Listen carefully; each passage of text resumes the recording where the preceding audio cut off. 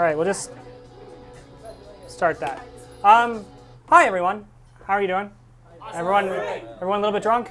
A little bit. It's a serious subject, guys. My talk I'm hoping to do today is that close enough? There we go.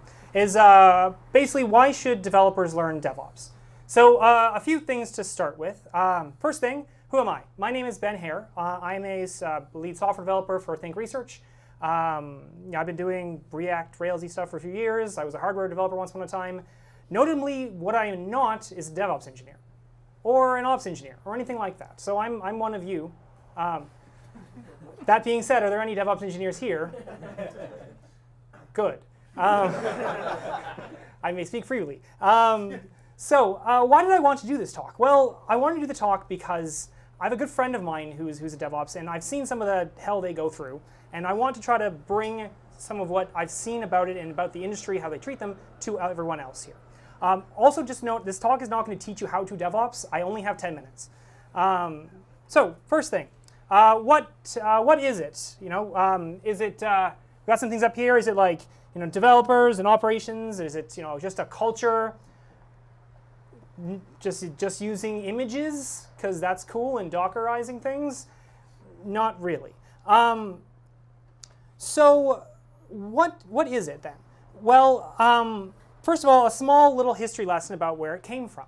So DevOps as an idea isn't really that old, and it kind of, when looking it up, because it does predate my entry into the industry, but it is a fusion of agile infrastructure, so trying to take what we know of as agile concepts and agile software design and applying it to operations work.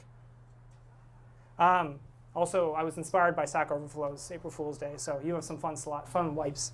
As well as taking agile and applying it to operations work, and also kind of an improved understanding of just how essential operations is itself to delivering good products, and the fact that delivering a good product to your client is not as simple as just commit, push, exit the building.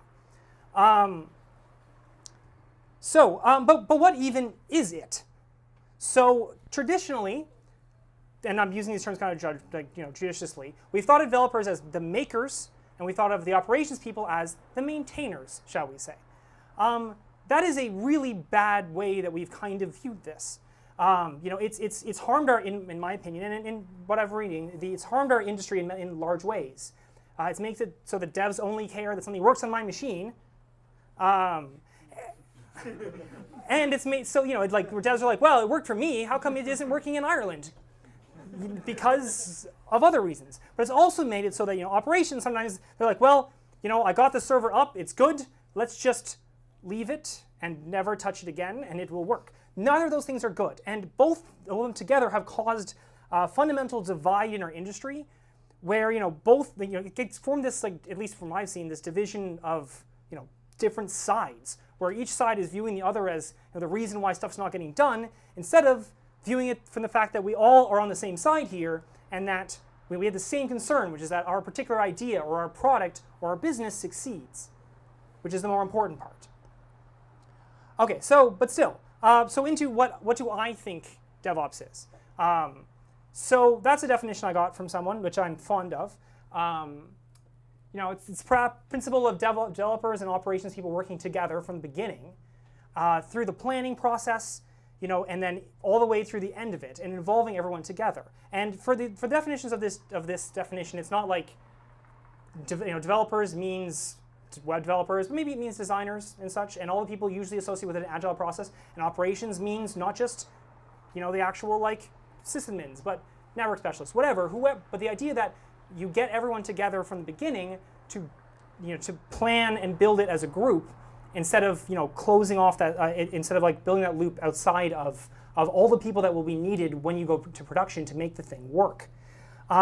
It's also the idea that the older way of doing operations, which is just as I kind of alluded to earlier, running handcrafted servers by people who just know how it works and you just trust them, that's not good enough either.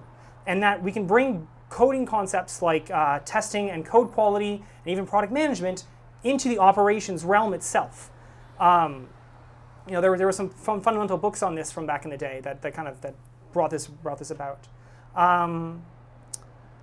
So can keep on with this. So what is it not? So DevOps and the concept of it is not just using the tools.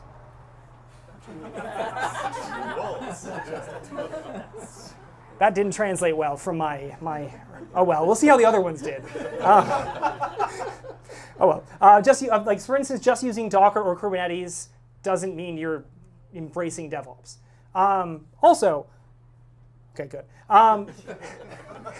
The culture. You're saying there's this bullshit term of we have a DevOps culture, which if you haven't heard, you may eventually hear.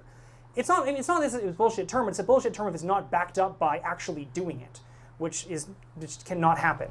And also, it's not just a title. Just by taking your regular operations people and now renaming them to develop DevOps, they don't become DevOps. That's not how it is. But it's this idea again of rolling operations into the Agile methodology, and getting that to work.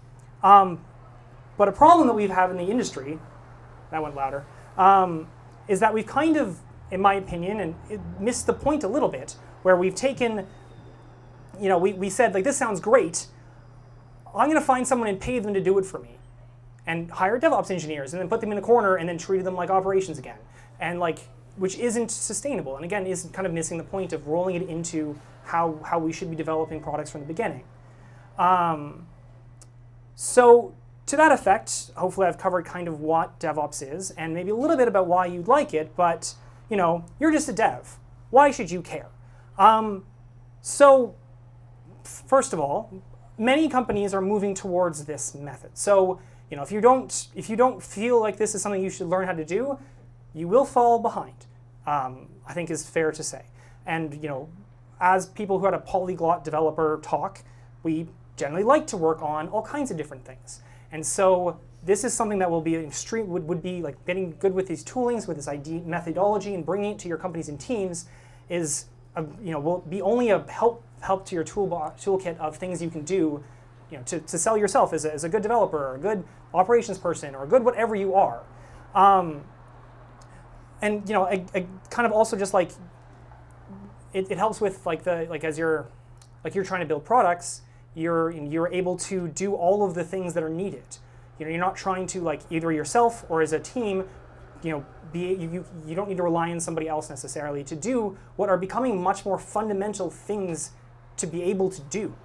We're getting past the point where you can even say these things, I think, in the industry. Where you can just have a DevOps person that you just throw things at until they give you back what you want. Eventually, I think you'll be starting to play yourself out of a job by doing that. And kind of the last reason why you should be doing this is because ops and DevOps people are nice. You should want to help them. And a lot of these concepts will only help them. When sometimes their job can be a little bit about being woken up at 3 in the morning and having no idea what's going on. Maybe it's because they coded it the old way. Maybe it's because your code worked on your machine. But together, we can stop that from happening, first of all, which would be nice because no one likes being woken up at 3 in the morning. And hopefully make our companies more productive and able to do more things faster for our clients. So that's it.